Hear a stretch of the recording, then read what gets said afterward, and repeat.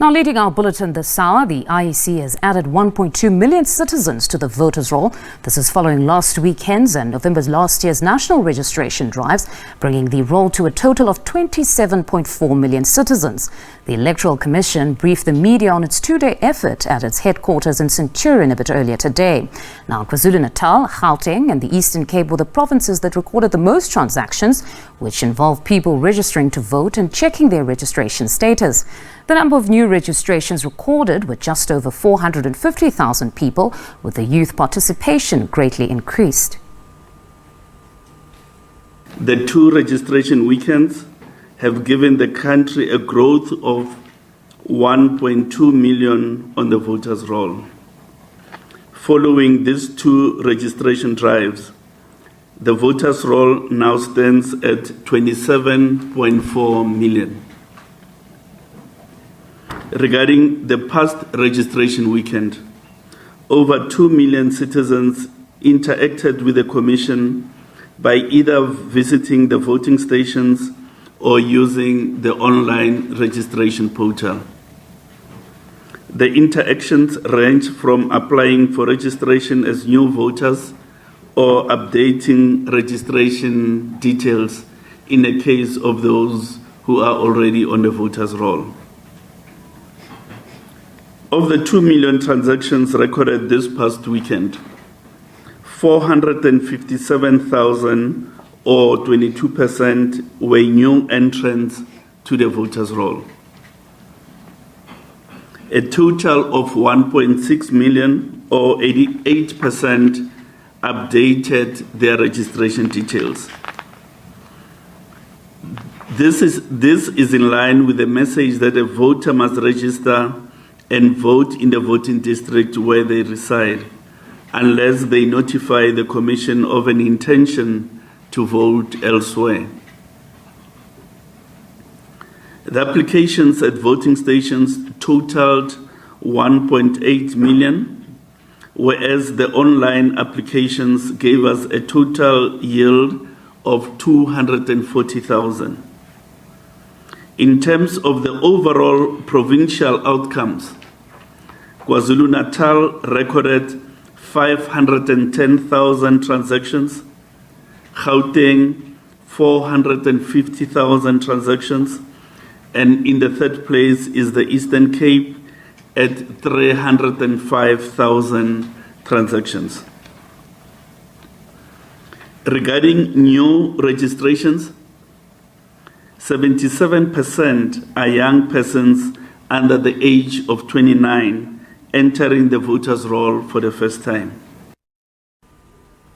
Definitely. Look, I think the IEC has already set itself apart with regards to some of the great work that they've done on the continent. As you're fully aware, and as Simon Mabula has indicated in an earlier interview, the IEC South Africa is actually it forms as a benchmark to a lot of electoral processes throughout the continent. Some of their experts are invited even overseas so that they can come and do, knowledge exchange with other countries in terms of how they keep on getting it right with regards to elections. So I think it's time that the IEC actually branches out, and the IEC does consider having elections being run online. The support, obviously, that the digital voter registration has enjoyed is a clear indication that people are ready to have elections online. If I can just point out an example, my company, MK, actually has an online voting app that we use for our clients, and we've seen up to 19%, 25%, between 19 to 25% increase in the participation stats of those that actually do register, do actually vote online. So there is a huge market and a huge support for online voting. But then there's the trust element, because many people find technology to be quite convenient, but they believe that it is equally susceptible to some sort of hacking where there could be manipulation of those figures. Your views just around that? Yeah, definitely. Look, the reality is that we are living in a very techno-driven environment and techno-driven age. However, there are things that can actually assist, modalities that can actually be used to fight against that. We've got cybersecurity. Cybersecurity is a very big factor, and there is technology to actually guard against that. There's various technologies that can be used, for example, by the IEC and companies such as mine, where you've got crypto securities that can actually be used to make sure that the information is not easily hacked into and gotten into. So there are a lot of things that can actually be used to make sure that the information that is being given by people during a voter process is not manipulated, and it's a proper result, or it's a proper representation of what people have actually voted for. Lulu, I want to take us back to youth participation again.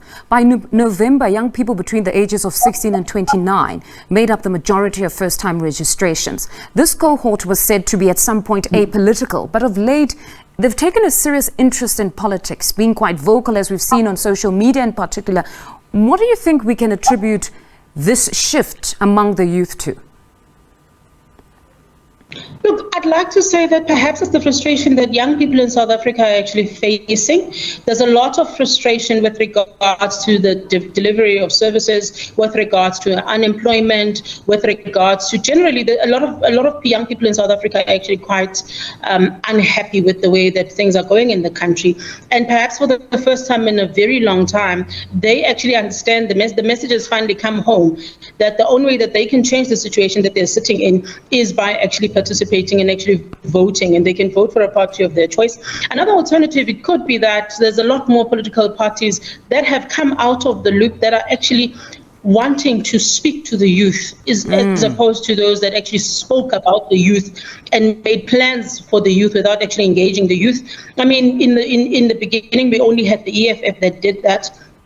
There's now BOSA, which is a fairly new political party, and it's run by a young person. Now there's Rise Mzansi, run by a young person. All of these, I mean, these three political parties that I can already think of from the top of my mind, they seem to be speaking with one voice to say, we represent the interest of the youth. And in all honesty, democracy in South Africa needs the youth to be involved, because if they do not vote now, then we are stuck with the old generation voting for the choices of the youth. So perhaps those new political parties have actually stimulated something within the youth that has made them decide they want to participate in this particular elections. A very interesting distinction you make there when you say parties that speak to the youth, not about the youth. I'm sure many now would realize why they've decided to participate. But beyond this, many are excited, but some analysts have cautioned against equating the registration to real participation in the form of voting, because stats have shown that many stay away on voters' day. So what can be done to further motivate people to come out on the day? I think the messaging needs to really come out once again, and those analysts are actually correct. We actually have seen that as well. We have in the past noticed young people going out in their numbers to register to vote, and as I've indicated, this particular time we also think that the online voter registration facility is another thing that actually stimulated the youth to actually want to take part. Political parties need to go out in their numbers. I think that that's just the only thing that I can really say. Political parties, the IEC, yes, does what it does in terms of civic education, in terms of encouraging people to go out and vote. Political parties need to structure their messaging around the youth so that the youth understands that democracy is also their business. All right. So I think once there's a proper understanding that says, my decision, how I vote affects what happens to me and my community for the next 5 years.